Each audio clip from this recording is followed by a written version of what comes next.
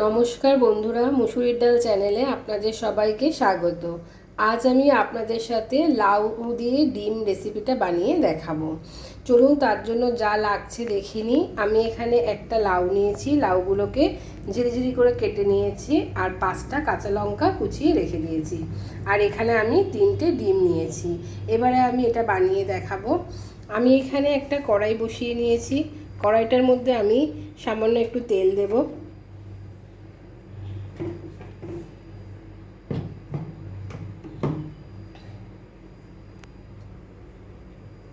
আমি অল্প একটু তেল দিলাম।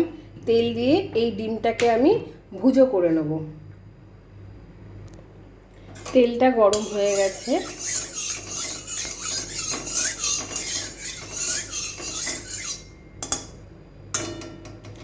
এবার আমি ডিম 3টের ভুজো বানিয়ে নেব। আমি এখানে ডিমটা দিয়ে দিচ্ছি।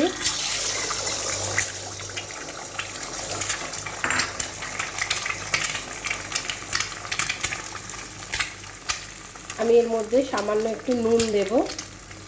সামান্য একটু নুন দিচ্ছি।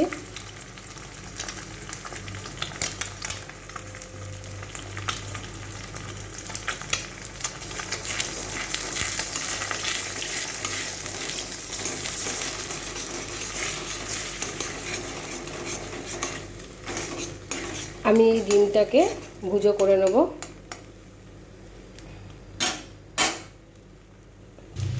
ডিমের ভুজোটা হয়ে গেছে। এবার আমি এটা নামিয়ে নেব। আমি এবার এই কড়াইটার মধ্যে কিছুটা তেল দেব।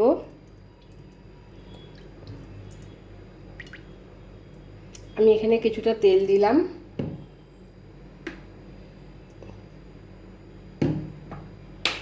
তেলটাকে একটু ভালো করে গরম করে নেব। তেলটা গরম হয়ে গেছে। আমি এবার এর মধ্যে একটা শুকনো লঙ্কা, একটু সাদা জিরা আর একটা তেজপাতা ফোড়ন দিয়ে দেবো। এটা একটু ভেজে নেব।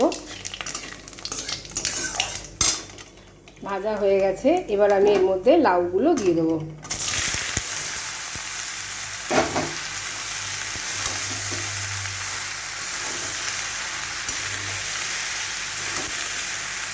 লাউটাকে ভালো করে একটু মিশিয়ে নেব।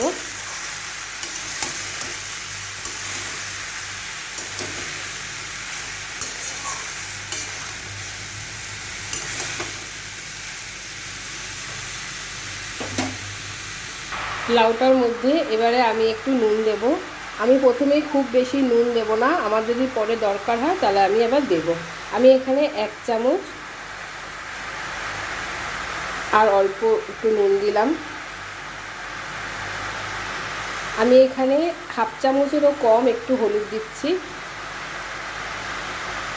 আর এখানে আমি ধনে আর জিরার গুঁড়ো 1/2 চামচ দিচ্ছি। এগুলো ভালো করে মিশিয়ে নেব।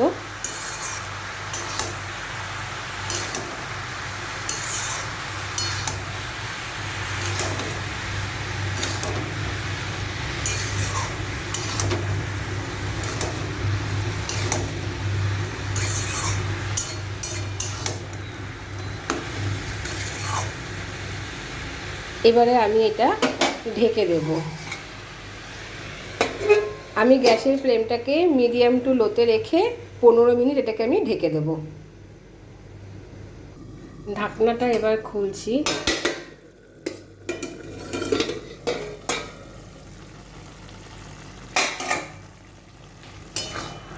লাউটা থেকে জল বেরিয়েছে।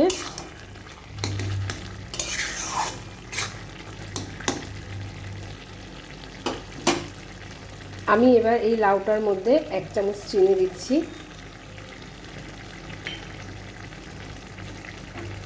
আর যে ডিমটাকে ভুজো করে রেখেছিলাম ডিমটার মধ্যে দিয়ে দিচ্ছি।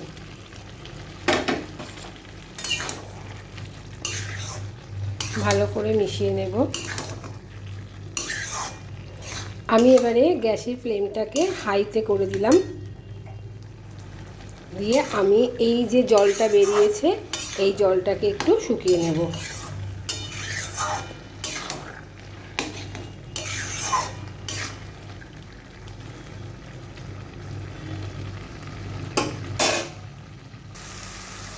লাউটা আমার হয়ে এসছে, একটু জলটা অনেকটাই শুকিয়ে এসছে।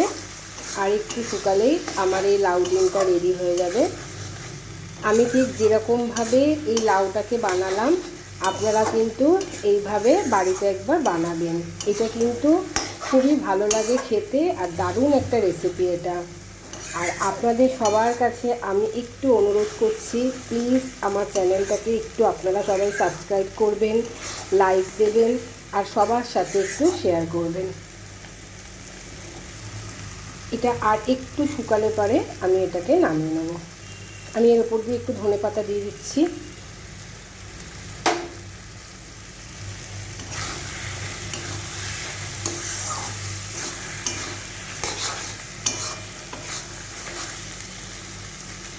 এই ডিম দিয়ে লাউটা রান্না করলে এটা কিন্তু খেতে অসাধারণ লাগে।